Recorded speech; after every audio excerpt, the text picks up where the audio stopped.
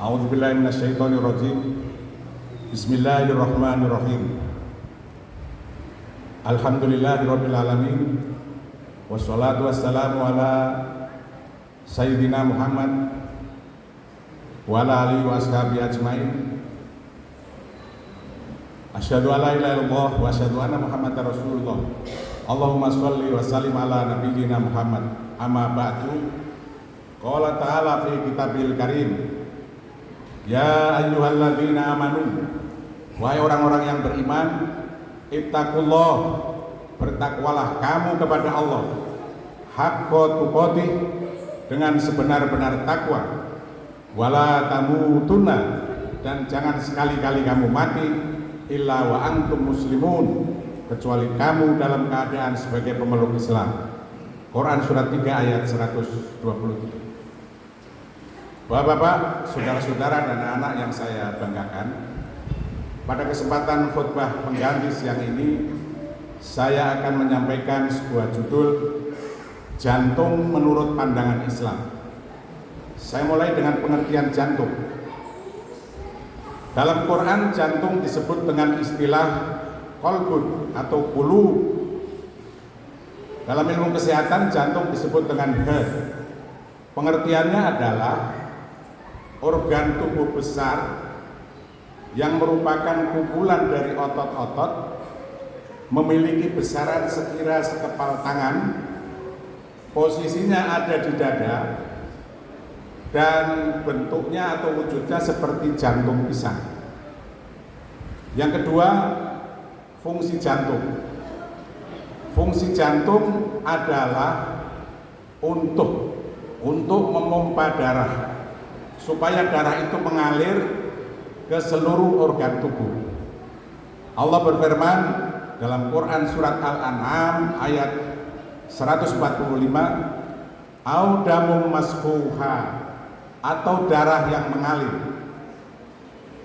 Mengalirnya darah itu adalah suatu keniscayaan atau suatu keharusan, karena mengalirnya darah itu membawa dan mendistribusi oksigen dan nutrisi ke seluruh organ tubuh. Apa itu oksigen? Apa itu nutrisi? Oksigen adalah gas yang fungsinya untuk membakar zat-zat makanan dan minuman supaya dalam diri kita ini tumbuh energi, tumbuh kekuatan, tumbuh power. Sedangkan nutrisi atau kandungan gizi adalah zat-zat makanan dan minuman yang sudah kita konsumsi, yang fungsinya adalah untuk membangun sel-sel tubuh yang ada. Kemudian yang ketiga yang akan saya jelaskan adalah sakit jantung. Sebagaimana organ tubuh yang lain, organ tubuh yang namanya jantung itu juga bisa sakit. Sakit jantung itu banyak macamnya, antara lain koroner, kemudian sakit jantung bawaan sejak lahir, dan juga jantung bengkak. Gejala umumnya sama, dada berdebar atau nyeri, kemudian napas ngos-ngosan, cepat capek. Misalnya baru main bulu tangkis 5 menit sudah nggak kuat, ngos-ngosan. Kaki juga bengkak. Pengobatan sakit jantung supaya dibawa ke ahlinya, yaitu dokter spesialis jantung. Allah berfirman dalam Quran surat An-Nahl ayat 43, fas'alu ahla dzikri, maka bertanyalah atau berobatlah kamu kepada ahlinya. Para dokter spesialis jantung tentu tenaga-tenaga medis yang ahli, karena mereka adalah lulusan dokter umum, diteruskan menjadi kuliah lagi menjadi lulusan dokter spesialis jantung. Kuliahnya tidak kurang dari 10 sampai 12 tahun. Nah, karena keahlian mereka itu, mereka tentu memiliki ijazah dokter umum dan dokter spesialis jantung, maka mereka bisa mendapatkan surat izin praktek yang dikeluarkan oleh Ikatan Dokter Indonesia atau IDI, dan mereka bisa berpraktek di poli-poli rumah-rumah sakit, baik rumah sakit negeri maupun rumah sakit swasta. Ketika kita berobat, endingnya atau finishnya kita diberi resep untuk menebus obat. Nah, setelah kita tebus, obat itu kan kita konsumsi. Perlu diingat, ketika kita mau mengkonsumsi obat, jangan lupa kita berdoa memohon kepada Allah, memohon kesembuhan. Karena dalam konsep Islam, kesembuhan itu mutlak hak Allah. Ya. Oleh karena itu dalam Asmaul Husna, Allah disebut As-Syafi, Allah yang maha penyembuh. Allah berfirman dalam Quran surat 26 ayat 80, wa idza maridtu fa huwa yashfi. Dan apabila aku sakit, maka Dia Allah yang menyembuhkan. Jadi posisi dokter dan obat di sini hanya sebagai istilahnya wasilah atau jalan atau perantara untuk kita bisa mendapat kesembuhan dari Allah.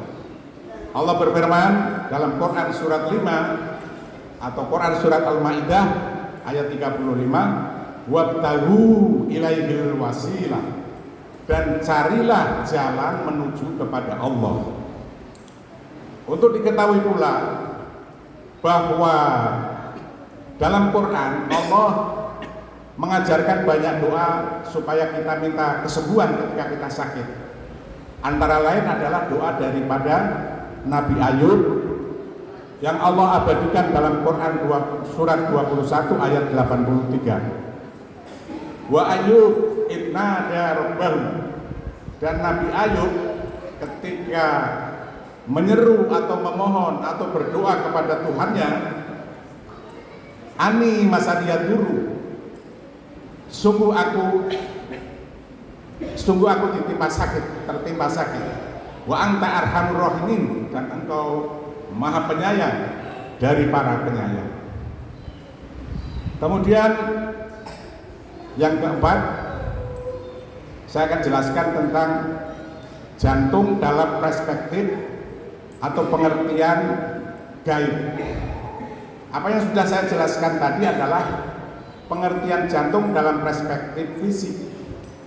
Ternyata di dalam Quran, hampir seluruh ayat Quran yang menyebut tentang kolbun atau kulubun yang artinya jantung itu maknanya bukan secara fisik, tapi secara gaib. Nah, antara jantung dalam perspektif fisik dengan jantung dalam perspektif gaib ada persamaan dan perbedaannya. Saya jelaskan sedikit tentang persamaannya. Setidaknya ada 3 persamaan. Yang pertama, namanya sama sebutannya dalam Quran, kolbun, ya, atau jamaknya kulubun, dibaca koleb atau kulub. Kemudian posisinya sama, ada di dada, ya. Dan yang ketiga, peranannya sama. Keduanya adalah organ tubuh yang vital. Terkait dengan itu, Nabi SAW bersabda dalam sebuah hadisnya yang diriwayatkan oleh Imam Bukhari dan Muslim, ketahuilah bahwa di dalam tubuh itu ada segumpal darah atau mudghah. Sekiranya segumpal darah itu baik, akan baiklah seluruh tubuh. Sekiranya segumpal darah itu buruk, akan buruklah seluruh tubuh. Ketahuilah, segumpal daging itu adalah atau mudghah itu adalah kolbun atau jantung. Bapak-bapak, saudara-saudara dan anak-anak yang saya hormati. Kemudian perbedaannya ada 2. Pertama adalah fungsinya. Yang pertama fungsinya. Tadi sudah saya jelaskan fungsi jantung secara fisik adalah sebagai alat untuk memompa darah. Tapi jantung secara gaib itu fungsinya adalah sebagai tempat bersemayamnya nafsu dan akal, ya, atau akal dan nafsu. Apa itu akal? Akal dalam Quran disebut dengan istilah akal, kemudian absor, albab, disebut juga dengan fuad atau afidah. Pengertiannya adalah daya berpikir, ya, untuk bisa memahami sesuatu. Terkait dengan akal, Allah berfirman dalam Quran surat Al-Hajj ayat 45, fatakuna lahum qulubun yaqiluna biha, maka mereka para manusia itu memiliki akal, dan dengan akal itu manusia bisa berpikir untuk memahami sesuatu. Kemudian apa itu nafsu? Nafsu dalam Quran disebut nafsun atau nafas, disebut juga hawa, atau disebut juga dengan apa namanya? Ya, hawa, ya, disebut dengan hawa. Pengertiannya adalah daya untuk berkeinginan. Jadi manusia punya keinginan, maka keinginan itu disebut nafsu. Nah, terkait dengan nafsu, Allah berfirman dalam Quran surat 12 ayat 53, inna nafsa la'ammaratun bisu. Sungguh nafsu itu menyuruh kamu untuk melakukan kejahatan. Ya, illa ma rahima rabbi, kecuali yang mendapat rahmat dari Tuhan. Jadi berdasarkan ayat Quran ini ada dua nafsu. Yang pertama nafsu yang rahmah, nafsu yang baik, yang menyuruh kita melakukan kebaikan, maka kita harus mengikutinya. Yang kedua nafsu yang jahat, yang menyuruh kita melakukan kejahatan atau nafsu su, itu yang harus kita tinggalkan. Allah mengingatkan kita wala tatabiul hawa, dan jangan kamu mengikuti hawa nafsu yang jahat. Quran surat 38 ayat 29. Kemudian perbedaan yang kedua adalah wujudnya. Jantung secara fisik wujudnya seperti saya katakan tadi bisa dilihat dengan mata. Bentuknya seperti jantung pisang. Nah, kita bisa melihat jantung kita bisa secara langsung, ya, misalnya ketika dioperasi, atau bisa secara tidak langsung melalui ronsen. Sedang jantung secara gaib atau secara non fisik itu wujudnya tidak bisa dilihat dengan mata kita sendiri. Mata kita tidak bisa menjangkau, tidak mampu menjangkau. Seperti kita tidak bisa menjangkau wujud angin. Angin kan ada, semua merasakan ada angin, tapi tidak ada yang pernah tahu bentuknya seperti itu, seperti apa. Allah berfirman di dalam Quran surat Ali Imran ayat 119, innallaha a'lamu bidzatis sudur. Sungguh Allah Maha mengetahui apa yang ada di rongga dada. Kemudian yang terakhir yang saya jelaskan adalah istilah si jantung hati. Terkait dengan jantung, dalam masyarakat kita, khususnya dalam dunia asmara, muncul istilah si jantung hati. Apa yang dimaksud dengan si jantung hati? Si jantung hati adalah wanita yang sangat dicintai oleh seorang pria. Bagi kita umat Islam yang sudah beristri, maka si jantung hati tidak ada lain kecuali istri kita.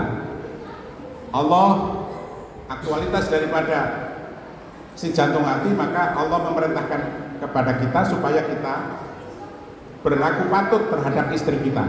Ya, Allah berfirman dalam Quran surat An-Nisa ayat 19, wa ashiruhunna bil ma'ruf, dan gaulilah istri itu dengan patut.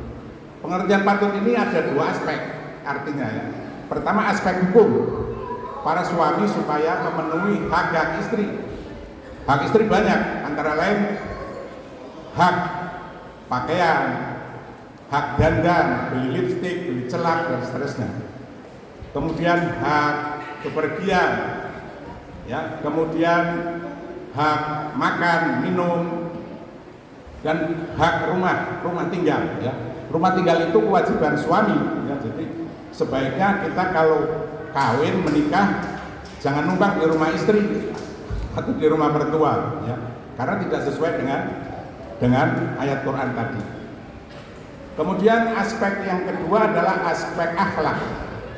Suami harus menjunjung tinggi martabat kehormatan istri, tidak boleh merendahkan, tidak boleh menghina istri, ya. Apalagi melakukan KDRT, kekerasan dalam rumah tangga. Ya, kekerasan dalam rumah tangga itu salah aspeknya antara lain adalah aspek kekerasan fisik, tapi juga kekerasan non fisik. Misalnya tekanan-tekanan terhadap istri, itu bisa kalau kita melakukan KDRT baik fisik maupun non fisik.